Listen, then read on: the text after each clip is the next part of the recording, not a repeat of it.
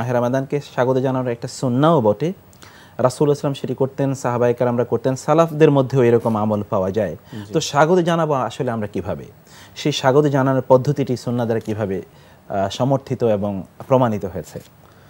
বিসমিল্লাহ, আলহামদুলিল্লাহ, ওয়াসসালাতু ওয়াসসালামু আলা রাসূলিল্লাহ ওয়া বা'দ। মাহে রমাদান এমন একটি মাস যে মাসকে আল্লাহ তাআলা কোরআনে কারীম উল্লেখ করেছেন স্পেশালি, এবং বলেছেন শাহরু রমাদান আল্লাযী উনজিলা ফিহিল কোরআন হুদাল লিন-নাস ওয়া বায়্যিনাতিম মিনাল হুদা ওয়াল ফুরকান ফামান শাহিদা মিনকুমুশ শাহরা ফালিয়াসুমহু। দেখা গেল যে মাহে রমাদান এবং সওম দুটা অঙ্গাঙ্গিভাবে জড়িত, একটার সাথে একটা জড়িত হওয়ার আল্লাহ তাআলা শাহরু রমাদানকে স্পেশাল উল্লেখ করেছেন এবং উল্লেখ করে এটা তিনি ইমতিনান করেছেন যে বনি আদমের জন্য বা মানুষ ইমানদারদের জন্য এটা একটা দয়ার জিনিস দেখিয়েছেন, দয়া করেছেন তিনি উম্মতের উপরে।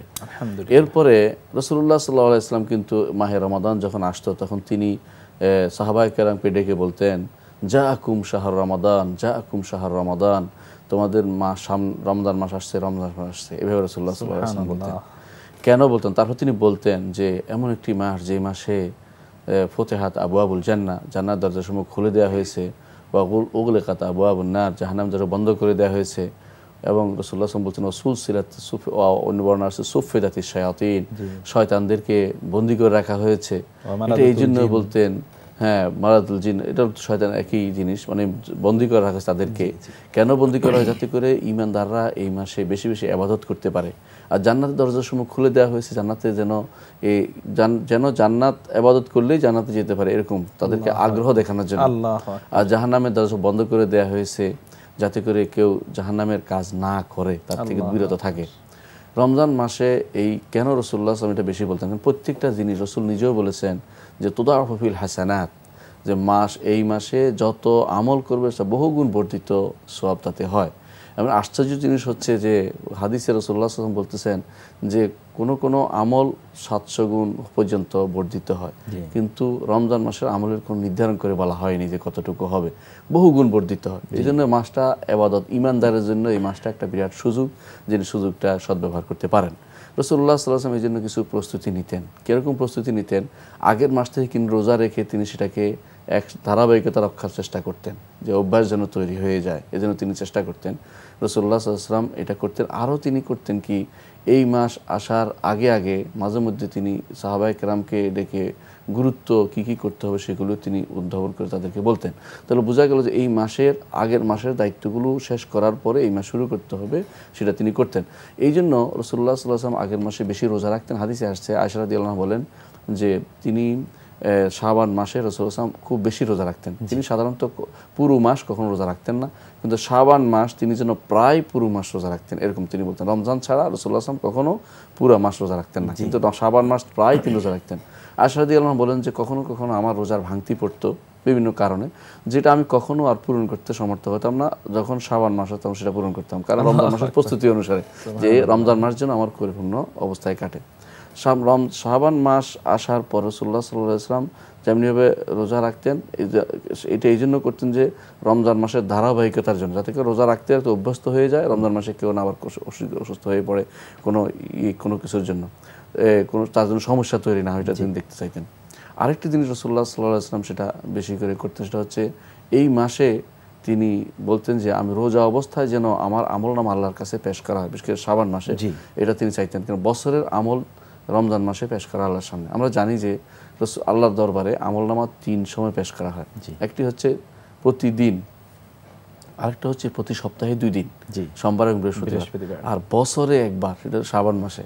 এই জন্য রাসূলুল্লাহ সাল্লাল্লাহু আলাইহি ওয়াসাল্লাম প্রস্তুতি নিতেন যাতে করে যাদের যতটুকু বাদ পড়ে গেছে এটা যেন এখানে কমপ্লিট করা যায়। রাসূলুল্লাহ সাল্লাল্লাহু আলাইহি ওয়াসাল্লামের সাহাবায়ে কেরাম সবাই কিন্তু এই শাবান মাস আসলেই তারা তওবা ইস্তেগফার করে রমজানের জন্য প্রস্তুত হতেন, তাবেঈনরা তাই করতেন। যে শাবান, এই জন্য শাবানকে একটা মাস বলা হতো শাহরুল কুররা, কুররাদের মাস। কেন বলা হতো? কেরাত এত বেশি, মানে তেলাওয়াত এত বেশি হতো কেন? মানুষ ব্যস্ততার কারণে অনেক সময় কয়েকটা মাস পড়তে পারেনি, কিন্তু রমজান কোরআনে কিন্তু হক আদায় হয়নি। এই জন্য তারা যেন শাবান মাস আসলে এই কেরাত পড়ে অন্তত কোরআনটা একবার খতম করতে পারে, পড়া শেষ করতে পারে, যাতে করে নতুন মাসে এসে নতুন করে আবার তারা কোরআন তেলাওয়াত শুরু করতে পারে এবং নতুন বছরের কাজ কর্মকাণ্ড পরিচালনা করতে পারে। আগেকার সালবে সালিহিন কি করতেন? রমজান আসার আগে দোয়া করতেন, আল্লাহুম্মা বাল্লিগনা রমাদান, আল্লাহুম্মা বাল্লিগনা রমাদান, আল্লাহ রমজান যেন আমরা পাই। এইভাবে তারা আগ্রহী থাকতেন সবসময়। দেখা গেছে যে রমজান মাসে যে সমস্ত জিনিস আমল তারা করবেন, আগে থেকে তার কোনো না কোনো ধারাবাহিকতা তারা বজায় রাখতেন। এই জন্য তারা তওবা করতেন, ইস্তেগফার করতেন, দানও করতেন, মানে যে গুণগুলো রমজান মাসে, যে কাজগুলো রমজান মাসে করবেন আগে কিছু ধারাবাহিকতা বজায় রেখে সেটার প্রস্তুতি, যাতে করে বাদ না পড়ে যায়। যে রমজান মাসে যে সমস্ত আমলগুলো সেগুলো জানতে হবে আমাদেরকে আগে, যে কি কি কাজ করতে হবে রমজান মাসে সেটা। দ্বিতীয়ত, রমজান মাসের মাহাত্ম্য সম্পর্কে জানতে হবে, কি কি গুরুত্ব রয়েছে। তৃতীয়ত, যে রমজান মাসে যে রাসূলুল্লাহ সাল্লাল্লাহু আলাইহি ওয়াসাল্লাম হাদিস অনুসারে যে ব্যক্তি রমজান মাসের খায়ের, মান হারুমাল খায়ের ফিহে ফাকাদ হারুমাল খায়রু কুল্লু, রাসূল বলেছেন যে এই মাসের কল্যাণ যে ব্যক্তি বঞ্চিত হয়েছে কল্যাণ থেকে, সে সমস্ত কল্যাণ থেকে বঞ্চিত হয়েছে। এর অর্থ হচ্ছে যে এই কল্যাণ তাকে পেতেই হবে, যে কোনো মূল্যে চেষ্টা করতে হবে। এরপর রাসূল সাল্লাল্লাহু আলাইহি ওয়াসাল্লাম নিজেও যখন সুসংবাদ দিতেন তখন কিন্তু বলতেন একটা কথা রমজান মাসে, যে এই মাসে একটি রাত রয়েছে যে রাতটি 1000 মাসের চেয়েও উত্তম। তাহলে বোঝা গেল এই মাসে আমাদের এখন যেহেতু ঢুকে পড়েছি, আমাদেরকে খুঁজে বের করতে হবে যে কোন কোন কাজ রাসূলুল্লাহ সাল্লাল্লাহু আলাইহি ওয়াসাল্লাম করতেন, কোন কাজটি আমাদের জন্য করা জরুরি, তিনি কি কি কাজগুলো গুরুত্ব দিয়েছেন। তিনি কখনো সারা রাত ইবাদত করেন নাই, কিন্তু রমজান মাস আসলে তিনি শেষ দশকে সারা রাত ধরে ইবাদত করেছেন, ইতিকাফ করেছেন, বিভিন্ন রকমের কাজ। কোন কাজ, এমন কোনো কাজ যেটা কল্যাণের কাজ বলে বিবেচিত হতো না, যেটাই রাসূল সাল্লাল্লাহু আলাইহি ওয়াসাল্লাম করেননি। অর্থাৎ যত কল্যাণের কাজ ছিল রাসূল যেন এগুলো করবেন বলে নির্ধারণ করে রেখেছেন এই রমজান মাসে। আগেও তিনি করেছেন, সবসময় তিনি খাইয়ের কল্যাণের কাজ করেছেন সবসময়, কিন্তু রমজান মাসে তার হাত আরো বেশি বেগবান রমাদান। রমজানে তিনি এমন কাজগুলি করতেন যে কাজগুলি সাধারণত অন্য সময় করতেন না। এটা হাদিস সাহাবী বলতেছেন যেটা, অর্থাৎ রমজান মাসে তিনি কিভাবে কোরআন তিলাওয়াত করবেন, কিভাবে জিবরিলকে তিনি স্বাগত জানাবেন, কিভাবে সাহাবায়ে কেরামকে দান করবেন, কিভাবে তিনি ইতিকাফ করবেন, কিভাবে তিনি এভাবে সমস্ত কিছু একটা প্ল্যান বা একটা ছক এঁকে তিনি এই কাজ রমজান মাস কেন করতেন গুরুত্বের সাথে, যে যেন তাকওয়ার অধিকারী বানানো যায় উম্মতকে। আমরা এই জায়গাটিতে আপনার কাছে ফিরে আসব। দর্শক, আমরা শুনছিলাম মাহে রমাদানকে আমরা কিভাবে স্বাগত জানাবো। আমরা ইতিমধ্যেই তো রমাদানে ঢুকে পড়েছি, অতএব রমাদানকে স্বাগত জানাতে হলে আমাদেরকে রমাদানের প্রতি আমাদের দায়িত্ব কি এবং রমাদানে আমাদের করণীয় কি, বর্জনীয় কি, রমাদানের যে লক্ষ্য উদ্দেশ্য আছে, যে উদ্দেশ্যে আল্লাহ সুবহানাহু ওয়া তাআলা রমাদানের সিয়াম সাধনা আমাদের উপর ফরজ করেছেন। আল্লাহু আকবার। আসসালামু আলাইকুম ওয়া রাহমাতুল্লাহি ওয়া বারাকাতুহু। ইন্নাল হামদুলিল্লাহি ওয়াস সালাতু ওয়াস সালামু আলা রাসূলিল্লাহ ওয়া বা'দ। প্রিয় দর্শক, RSRM বরকতময় সাহারি অনুষ্ঠানের পক্ষ থেকে আরেকবার জানাচ্ছি প্রত্যেককে স্বাগত। আমরা শুনছিলাম রামাদানকে কিভাবে স্বাগত জানাবো। আমাদের সম্মানিত আলোচক তিনি বলছিলেন রামাদানকে স্বাগত জানাতে হবে আমাদেরকে স্পিরিচুয়ালি, আত্মিকভাবে, আধ্যাত্মিকভাবে। অর্থাৎ রামাদানকে স্বাগত জানানোর আমাদের যে আয়োজন, আমরা দেখা যাচ্ছে অনেকে বিভিন্ন ধরনের ফার্নিচার, ঘর বাড়ি গোছানো, এটা আমরা শুরু করে দিই। আপনি হয়তো বা রমাদানে কীভাবে সর্বোত্তমভাবে আবাদত করবেন সেভাবে ঘরের নির্জন কোনো কোণ তৈরি করলেন যেখানে আবাদত করবেন, কোরআন তেলাওয়াত করবেন, মায়েরা তাদের সালাত আদায় করবে, সেরকম কিছু হতে পারে। কিন্তু এমনি ফার্নিচার তৈরি করা, অথবা আমরা যে দেখি যে এখন প্ল্যান করা শুরু হলো রমাদানে তারা কি কি কেনাকাটা করবেন, এই সকল বিষয়, বিশেষ করে তো শেষের দশকে গিয়ে কেনাকাটার ধুম পড়ে যায়। এটি কি আসলে প্রস্তুতির কোনো অংশ? আপনি ঠিকই বলেছেন। দেখুন, রমজান কিন্তু তাকওয়ার মাস। আপনি আত্মিকভাবে আপনাকে পরিচ্ছন্ন, পরিষ্কার এবং আত্মাকে নিজেকে পিওর করা, এটা কিন্তু মূল উদ্দেশ্য ছিল। এটা না করে আমরা দুনিয়া দিয়ে ভর্তি করে দিচ্ছি, অর্থাৎ সেটাকে পরিপূর্ণ চাপা দিয়ে দিচ্ছি আমাদের কর্মকাণ্ড। আমাদের দরকার ছিল লাআল্লাকুম তাত্তাকুন, যে সওম যে ফরজ করা হয়েছে, এটার মূল উদ্দেশ্য কিন্তু এই রমজান মাসে আমি তাকওয়ার অধিকারী হতে হবে, যাতে করে আগামী 12-11টি মাস আমি তাকওয়ার এর দ্বারা আলোকিত হয়ে আমি দুনিয়াতে বসবাস করতে পারি। এটা মূল উদ্দেশ্য ছিল। এটা না করে আমরা এইটার ভিতরেই দুনিয়া ঢুকিয়ে দিয়েছি, এমনভাবে ঢুকেছি দুনিয়া থাকবেই, কিন্তু দুনিয়াকে এভাবে প্রাধান্য দিয়ে দিনের উপরে প্রাধান্য দেওয়ার জন্য কিন্তু রমজান আসেনি। রাসূলুল্লাহ সাল্লাল্লাহু আলাইহি ওয়াসাল্লাম যেভাবে পালন করতেন সেইভাবে যদি আমরা পালন করতে পারি রমজান মাসে, প্রত্যেকটা কল্যাণকর কাজে তিনি উৎসাহ দিয়েছেন। দেখেন, একটা সওম ইফতারের ব্যাপারে তিনি উৎসাহ দিয়েছেন, তারপরে সাহারির ব্যাপারে উৎসাহ দিয়েছেন, তারপরে তিনি যত দ্রুত ইফতারের কথা বলেছেন এবং দেরি করে সাহারি খাওয়ার কথা বলেছেন এবং বরকতময় সেটা বলেছেন। এইভাবে রাসূল কোন কাজটি উত্তম হয় সেটা কিন্তু বলে দিয়েছেন। এখানে এটা কোনোদিন বলেন নাই তিনি যে রমজান মাসে তোমাদেরকে এটা পরিবর্তন করতে হবে, এটা পরিবর্তন করতে হবে, অথবা তোমার ঘরদোর নতুন করতে হবে, এগুলো কিন্তু বলেন নাই। হ্যাঁ, রমজান মাসের শেষে ঈদের জন্য একটা প্রস্তুতি থাকবে, এটা তো ইবাদত হিসাবে, কিন্তু ঈদের প্রস্তুতি যেন আমার তাকওয়ার উপর দিয়ে প্রাধান্য না পায়, এই জিনিসটা আমাদের সবসময় মাথায় রাখতে হবে। এই প্রাসঙ্গিক কি আমরা এই কথা বলতে পারি কিনা দর্শকদেরকে, যে শেষের দশকটি তো অবশ্যই উত্তম এবং শ্রেষ্ঠতম দশক। এটি এই জন্যে কারণ সেখানে লাইলাতুল কদর আছে। অতএব কেনাকাটা, ঈদের যে কেনাকাটার বিষয় তো থাকবেই, একটা সেখানে উৎসবের ব্যাপার থাকবে। এই কেনাকাটাকে আমরা প্রথম দিকে করে ফেলতে পারি না, যাতে শেষের দশকটা আমরা আরো মনোযোগী হতে পারি। ইতিকাফ আছে, লাইলাতুল কদর। আপনি সুন্দর কথা বলেছেন যে আসলে শেষের দিকে এসে যখন অধিকাংশ সময় দেখা যায় মসজিদ খালি হয়ে যাচ্ছে, এটা কিন্তু ঠিক নয়। বেশিরভাগ সময় প্রথম দেখবেন রমাদানের প্রথম কয়েকদিনে মসজিদে ঠিকই জামাত হচ্ছে, শেষের দিকে আর পাওয়া যাচ্ছে না। কেন? বেশিরভাগ মানুষই কেনাকাটা ব্যস্ত হয়ে পড়ছে। এটা কিন্তু ঠিক নয়। এটা মূল রমাদানের যে মূল উদ্দেশ্য তা থেকে মানুষকে ব্যাহত করছে, মানে তাকওয়ার উদ্দেশ্য সেখান থেকে দূরে সরে যাচ্ছে। অথচ শেষের দশকে লাইলাতুল কদর রয়েছে, আল্লাহ সন্তুষ্টি রয়েছে, 1000 বছরের সুযোগ, ইবাদতের সুযোগ রয়েছে। এসব বাদ দিয়ে আমরা শুরু করেছি বাজারে কেনাকাটা। এর অর্থ হচ্ছে আমাদের বরকত থেকে ফিরিয়ে রাখার জন্য শয়তানি ওয়াসওয়াসা, শয়তানি কর্মকাণ্ড পরিচালিত হচ্ছে। আমাদের উচিত এই জন্য আগে থেকেই প্রস্তুতি নেওয়া। রমাদানের শেষের দিকে কিন্তু জিনিসপত্রের দামও বেড়ে যায়। আমরা যদি দুনিয়াবি কথাও চিন্তা করি, তখন দাম বেড়ে যায়, ভালো জিনিসগুলো আগেই বিক্রি হয়ে যায়। ফলে লোকেরা যদি দুনিয়ার ক্ষেত্রেও চিন্তা করে, তাহলে তো আগেই তাদের কেনাকাটা করা উচিত, আগে কেনাকাটা ফেলে ফেলা উচিত। ঠিকই বলেছেন। আরেকটা বিষয় একটু আপনার দৃষ্টিতে আনি, যেটা দর্শকদের জন্য আপনি বলবেন যে রমাদানের প্রস্তুতি স্বরূপ আমাদের তাহলে রমাদানে কিভাবে আমরা আমাদের রুটিনটা সাজাবো, কাজগুলো আমাদের দর্শকরা কিভাবে করবেন, প্রতিদিনের কাজগুলো তারা কোন রুটিনে কাজটা করবেন, যেভাবে রাসূল সাল্লাল্লাহু আলাইহি ওয়াসাল্লাম সাহাবায়ে কেরামরা করতেন। রাসূলুল্লাহ সাল্লাল্লাহু আলাইহি ওয়াসাল্লাম সাহাবায়ে কেরাম কি করতেন দেখেন। রমজান মাসে প্রথমত প্রত্যেকটা দিনের কাজ হচ্ছে, শুরু যদি আমরা করতে পারি, প্রথমে সাহরিটা আমরা খাবো এমনভাবে রাসূল সাল্লাল্লাহু আলাইহি ওয়াসাল্লাম দেরি করে খেতে বলে, যতক্ষণ না আমরা একদম শেষ ঘন্টা পাচ্ছে এর আগ পর্যন্ত আমরা খেতে পারবো। আল্লাহ তাআলা বলে দিয়েছেন যে কুলু ওয়াশরাবু হাত্তা ইয়াতাবায়ানাল খায়তুল আবয়াদু মিনাল খায়তির আসওয়াদি মিনাল ফাজর। আল্লাহ তাআলা বলে দিয়েছেন যে একেবারে সুবহ সাদিকের আগ পর্যন্ত আমরা খেতে পারছি। এটা দেরি করে খাওয়াটা কিন্তু সুন্নাহ। সুতরাং সাহরি খাওয়ার পরে যদি ঘুমিয়ে যাওয়ার ভয় থাকে, না ঘুমিয়ে ফজর পড়ে তারপর ঘুমানো, যদি ঘুমানোর অভ্যাস থাকে অথবা রাতে ইবাদত করেছে তা ঘুমাবে, কোনো সমস্যা নেই।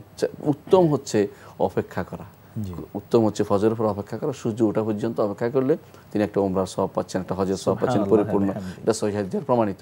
তাহলে হজ ওমরা দুইটার পূর্ণ পাচ্ছেন যদি কোনো অপেক্ষা করেন, ইশরাক পর্যন্ত অপেক্ষা করে। ইশরাকের পরে তিনি ঘুমাইতে পারেন যদি ঘুমাইতে ইচ্ছা হয়, অথবা তিনি সাহরি খাবেন, সাহরি খেয়ে তারপরে ফজরের নামাজ জামাতে পড়ে, অথবা মহিলারা যদি হয় তাহলে তারা পড়ে সূর্য অপেক্ষা করবেন সূর্য ওঠা পর্যন্ত। সূর্য ওঠার পরে তিনি সালাত আদায় করবেন 2 রাকাত। আদায় করলে তিনি কিন্তু একটা পূর্ণ ওমরা এবং পূর্ণ হজের সওয়াব পেয়ে যাচ্ছেন। এবং রাসূলুল্লাহ সাল্লাল্লাহু আলাইহি ওয়াসাল্লাম এই সুযোগ দিয়েছেন যারা ইন্তজার, কিন্তু এই অপেক্ষার কারণেই কিন্তু করছেন। সুতরাং এটা কিন্তু একটা সুযোগ। এই সুযোগের পরে তিনি ইচ্ছা করলে রেস্ট নিতে পারেন, তার কর্মকাণ্ড পরিচালনা করতে পারেন, আবার তিনি জোহরের সালাতটা জামাতের সাথে পড়বেন। কেন? এটা কিন্তু এর আগ পর্যন্ত একটা জায়গা ইচ্ছা করলে তিনি যখন তিনি কাজে যাবেন 10টা 11টা দিন, তখন তিনি ইচ্ছা করলে তার ইয়াটা করতে পারেন, সালাত দোহা পড়তে পারেন, চাশতু পড়তে পারেন। যেমন রাসূলুল্লাহ সাল্লাল্লাহু আলাইহি ওয়াসাল্লাম বলেছেন যে কেউ যদি চাশতু পড়ে তার সারা শরীরে যে 360টি জোড়া আছে তার সাদাকা আদায় হয়ে যায়। এই সুযোগটি তিনি নিতে পারেন, এটা করতে পারেন। হ্যাঁ ঠিক আছে, জোহরের টাইম হয়ে গেছে, এখন কিন্তু দোয়া কবুলের সময় জোহরের পর থেকে শুরু করে দোয়া কবুল, তিনি এই সময় সালাত আদায় করতে পারেন এবং অপেক্ষা করতে পারেন। আজান ইকামতের মাঝখানে দোয়া করবেন। এরপরে তিনি সূরা জোহর পড়লেন। জোহর পড়ে তিনি কিন্তু এখন কিন্তু শরীয়ত মোতাবেক কিন্তু জোহরের পরে যদি সুযোগ থাকে ঘুমাইতে পারে কেউ, যেটাকে বলে কাইলুলা, এটা করতে পারেন। এটা যদি সুযোগ না থাকে অপেক্ষা করবেন, আসরের পর থেকে আসর জামাতে পড়বেন, জামাতের পর থেকে তিনি অপেক্ষা করবেন। এখন তার অপেক্ষা পালাটা কি জন্য? রাসূলুল্লাহ সাল্লাল্লাহু আলাইহি ওয়াসাল্লাম বলেছেন যে রোজাদারের দোয়া কিন্তু কবুল হয়। এখন সারা দিনেও হতে পারে, শেষের দিকে তো অন্তত বাকি রয়েছে এই সময়টুকুই তার দোয়ার সময়। এই সময় তিনি দোয়াতে লিপ্ত থাকবেন, কোরআন তিলাওয়াত করবেন এই সময় বেশি বেশি করে। কারণ এটা কিন্তু আর পুরো সময়টা তিনি করতে পারেন না, এখন তার সুযোগ রয়েছে। কোরআন তিলাওয়াত করেন, সারা মাসে যেন তিনি কোরআনটা খতম হয় সেভাবে তিনি প্রচেষ্টা চালাবেন। ইফতারি নিয়ে বসে থাকবেন, এটা তার পরীক্ষা যে একটা মানুষ তার কাছে সব আছে খাবার, কিন্তু মানা করছে কে? একমাত্র আল্লাহ রাব্বুল ইজ্জতকে ভালোবেসে। এটাই তাকওয়া, যে আমার সব করতে পারি ইচ্ছা করলে কিন্তু করতে পারছি না, একমাত্র রাব্বুল ইজ্জতকে ভালোবেসে আমি এই সব ত্যাগ করছি। এই জন্য রাসূলুল্লাহ সাল্লাল্লাহু আলাইহি ওয়াসাল্লাম বলেছেন যে আল্লাহ তাআলা হাদিসে কুদসিতে বলেন ইয়াদাউ তাআমাহু ওয়া শারাবাহু মিন আজলি, সে খাবার এবং পানীয় পরিত্যাগ করে শুধুমাত্র আমাকে ভালোবেসে, অর্থাৎ আল্লাহকে ভালোবেসে সে খাবার পানীয় ত্যাগ করছে, অন্য কোনো কারণ নেই। এই জন্য আস-সাওমু লি ওয়া আনা আজজি বিহি, যে সাওম আমার জন্য, আমি তার জাযা হব। কারণ এই লোকটি অন্য কোনো উদ্দেশ্য নয়, গোপনে খেলে কিন্তু রোজা হবে না, সে ভালো করে বুঝে রোজাটা হয়নি। এত না খাওয়া জনিত যে কারণটা, এটা কিন্তু একমাত্র আল্লাহর ভালোবাসা তার কিছু হতে পারে না। কারণ মানুষ দেখানোর জন্য অনেক কিছু করে, এটা দেখানোর কিছু নেই। এই জন্য আস-সাওমু লি ওয়া আনা আজজি বিহি হাদিসে আসছে, হাদিসে কুদসি এটা যে সাওম আমার জন্য রাখা, আমি এর জাযা হব। সুতরাং এই মুহূর্তটা অত্যন্ত গুরুত্বপূর্ণ মুহূর্ত, বরং এই সময় দোয়া করার জায়গা। এই সময় ইফতারি নিয়ে বসা, এই সময় অপেক্ষা করা, ইফতারির পর তার খুশির আবেগ আমেজ আসবে। রোজাদারের একটি খুশি হবে যখন ইফতার করে, আসলে খুশি আসে, যে ব্যক্তি সত্যিকার রোজাদার তার অন্তরে শান্তি আসে। আমরা একেবারে শেষের দিকে, তারপরে তার কাজগুলো কি, তারপরে তিনি কি যখন তিনি মাগরিব পড়ে ইফতার করবেন, ইফতার করে মাগরিব পড়বেন, মাগরিব পড়ার পরে তার প্রস্তুতি থাকবে। অনেকে তো ইফতার একেবারে এশার পর্যন্ত তারা করে, এটা কিন্তু রাসূলুল্লাহ সাল্লাল্লাহু আলাইহি ওয়াসাল্লাম সুন্নাহ বিরোধী। রাসূলুল্লাহ সাল্লাল্লাহু আলাইহি ওয়াসাল্লাম বলেছেন যে যত তাড়াতাড়ি তোমরা ইফতার করবে সূর্য ডুবার পরে, তত তোমরা বেশি কল্যাণের মধ্যে থাকবা। রাসূলুল্লাহ সাল্লাল্লাহু আলাইহি ওয়াসাল্লাম এটা বলেছেন। সেই হিসাবে আমাদের উচিত হবে যখনই সূর্য ডুবছে শুনেছেন তখনই ইফতার, কোনো অন্য কিছু অপেক্ষা না করে। আর কি ইফতার কিভাবে করতে রাসূল সেটাও বলে দিয়েছেন। তিনি বলেছেন খেজুর দিয়ে ইফতার করবে, না পারলে পানি দিয়ে, অন্তত পানি তো পাবে, আর পানি দিয়ে ইফতার করতে, খেজুর আর পানি যদি একসাথে করতে পারে সেটাও ভালো। আমরা সাধারণত খেজুর না খেয়ে অনেক সময় আমরা ভাজা পোড়া খেতে পছন্দ করি, এটা কিন্তু আসলে আমাদের স্বাস্থ্যের জন্য খুব ভালো নয়, এবং শরীয়ত তো খুব নিষেধ করা নাই, ঠিক আছে, কিন্তু এর অর্থ নয় এটা খুব উৎসাহ দেয়নি। উৎসাহ দিচ্ছে খেজুরের উপর, কারণ এটা আমার স্বাস্থ্যের জন্য উপকারী, এবং এর মধ্যে সব ধরনের কিন্তু ক্যালোরি আছে, খাদ্যগুণ আছে, এটা আমরা জানি। ইফতারির পরে খুব বেশি খেতে হবে জরুরি না, ইফতার যতটুকু খাওয়া যায় আমরা সালাত আদায় করব জামাতের সাথে। দেখুন একটা এই যে নিয়ম চলে আসছে, জামাতটা কিন্তু আর বাদ যাচ্ছে না মানুষের সাথে। জামাতের সাথে সালাত আদায়ের পরে এরপরে আমার একটু সময় থাকবে, ইচ্ছা করলে অবসর নিতে পারি, ইচ্ছা করলে আমি একটু কিছু নিজের কাজ করতে পারি, আবার কিন্তু আমি আল্লাহর জন্য দাঁড়িয়ে যাচ্ছি এশার সালাতে। এশার পরে আমাকে রাত্রি জাগানোর ব্যাপারটা করতে হবে, যেটা কিয়ামুল লাইল বলা হয়। এবারে রাসূলুল্লাহ সাল্লাল্লাহু আলাইহি ওয়াসাল্লাম বলেছেন, মান কামা রমাদানা ঈমানান ওয়া ইহতিসাবান গুফিরা লাহু মা তাকাদ্দাম মিন যামবি। যে কেউ রাতের এইভাবে দাঁড়িয়ে দিনের বেলা ইবাদত করেছে, না খেয়ে আছে, কিন্তু রাতের বেলা আবার দাঁড়িয়ে গেছে আল্লাহর জন্য, এটা কত বড় ত্যাগ। কিন্তু আল্লাহ তাআলা তাকে যাকে এর সুযোগ দিয়েছে সে শুধু বুঝতে পারে যে এর আনন্দ কত বেশি। সে রাতের বেলা দাঁড়িয়ে যায়, তার মধ্যে কষ্ট হয় না, কারণ সে আনন্দের মধ্যে আছে। এই জন্য রাতের বেলা দাঁড়াতে হবে, বেশি আল্লাহর জন্য কোরআন তিলাওয়াতে আবার লিপ্ত হয়ে যাবে, আল্লাহর বাণী দিয়ে আল্লাহর ইবাদত করতেছে, এই প্রশান্তি তার অন্তরে আসবে ইনশাআল্লাহ। এইটা দরকার, এইভাবে যদি চলতে পারে ভালো। এবং রাতের শেষ প্রহরে যদি উঠতে পারে, একটু আগে মানে আমরা সাহরির একটু আগে উঠে একটু তাহাজ্জুদ পড়লো, অতিরিক্ত আর একটু সালাত আদায় করলো। এটা কিন্তু ওমর রাদিয়াল্লাহু আনহু তিনি বলেছেন, যখন তিনি তারাবি পড়তে বলেছেন যে এর পরে যেটা হবে এটা আরো উত্তম, অর্থাৎ রাতের অন্ধকারে যেটা পড়া হয় সেটা তারাবির চেয়ে বেশি উত্তম। এই জন্য যদি কেউ উঠতে পারে এটা তার জন্য শোনায় সোহাগা, আরো উত্তম জিনিস হবে। আমাদের এই বিষয়গুলো খেয়াল রেখে রমজান মাসে যদি এই প্রত্যেকটা দিন যদি ধারাবাহিকতা রক্ষা করতে পারি আমরা ইনশাআল্লাহ, তো রমজানের সত্যিকার মাহাত্ম্য আমরা অর্জন করতে পারব। এবং রমজানকে যে আমরা স্বাগত জানানোর প্রশ্ন আসে সেটা কিন্তু এভাবেই কিন্তু পূর্ণতা।